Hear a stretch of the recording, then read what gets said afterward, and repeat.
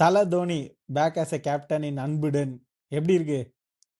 மனசெல்லாம் புண்ணா இருக்கு தம்பின்ற மாரி இருக்கும்போது, தோனி கேப்டன்சின்னு சொல்லி ஒரு மருந்து குடுத்து கியூர் பண்ண மாரி இருக்கு.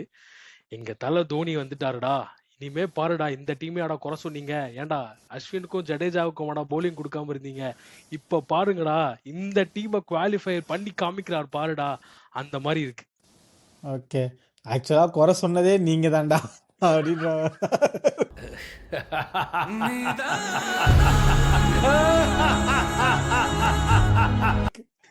இல்ல பட் வந்துட்டு கொஞ்சம் எங்க எனக்கு ஃபேன்ஸ் கொஞ்சம் டாக்ஸிக் தான். நானே ஓகே. ஒத்துப்பேன். கொஞ்சம் மேன் பேர் யுனைட்டட் ஃபேன்ஸ் மாரி. இருக்காங்க. ம். அந்த பழைய சென்னை கிரவுட் ஃபேன்ஸ் எல்லாம் ம். ஒளிஞ்சிருக்காங்க. ஒழுங்கான ரிவ்யூ சொல்றவங்க. ஒரு கொஞ்சம் பேர் இப்போ இந்த கோவிடுக்கு அப்புறம் உருவானவங்கலாம் திடீர் தான் இந்த கோவிட் டாக்ஸிக் ஃபேன்ஸ். அவனுங்க தான் பண்ணிக்கிட்டு இருக்கானுங்க. பட் வந்துட்டு இந்த சீசன்ல இது ஒரு பெரிய டர்ன் அரவுண்டு. தோனி கிட்ட இருந்து எக்ஸ்பெக்டேஷன் என்ன தெரியுமா? வந்து பேட்டிங் ஆடு 2 சிக்ஸ் அடிச்சுட்டு போங்க இதெல்லாம் இல்ல. அந்த மாஸ்டர் மைண்ட் அப்ளை பண்ணி அந்த போலிங் ரொட்டேஷனு அந்த ஜடேஜாவை வச்சு குயிக்கா ஒரு 4 ஓவர் தள்ளுறது, அஸ்வின் எங்க போடணுமோ அங்க எடுத்துட்டு வர்றது, நூர் அகமதை வச்சு முடிக்கிறது. இந்த ஒரு அது எப்படி பண்ணணும் அப்படின்றதுக்கு மீதி இந்த சீசன் வந்து ஒரு டெமான்ஸ்ட்ரேஷனா இருக்கும்னு நான் நினைக்கிறேன். கரெக்டா? எங்க தல சிஎஸ்கேவ குவாலிஃபை பண்றாரு. இந்த டீமாடா மொக்க டீம், லொட்ட டீம் என்னென்னலாம் இந்த ஆர்சிபி ஃபேன்ஸ்லாம் எவ்வளவு பேசுறானுங்க தெரியுமா?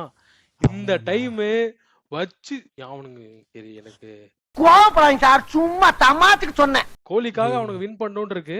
எக்ஸாக்ட்லி. ஆனாலும் சொல்றேன் எங்க தலை வந்து இந்த டைம் கப்பு ஜெயிக்கிறோமோ இல்லையோ குவாலிஃபை ஆறோம். இந்த ஸ்டேஜ்ல இருந்து குவாலிஃபை ஆறோம். அவ்வளவுதான்.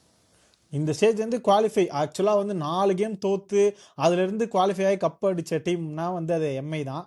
ஸோ அதுக்கப்புறம் இதை நீங்கள் ரிப்பீட் பண்ணுறீங்களான்னு நம்ம பார்க்கலாம். ஏன்னா நம்ம தான் பங்காளிஸுன்றது வந்து ஒரு தெரிஞ்ச விஷயம். ஆனால் சோகம் என்னென்னா நம்ம தான் இப்போ வந்து பாட்டம் டேபிளில் தள்ளாடிக்கிட்டு இருக்கோம்.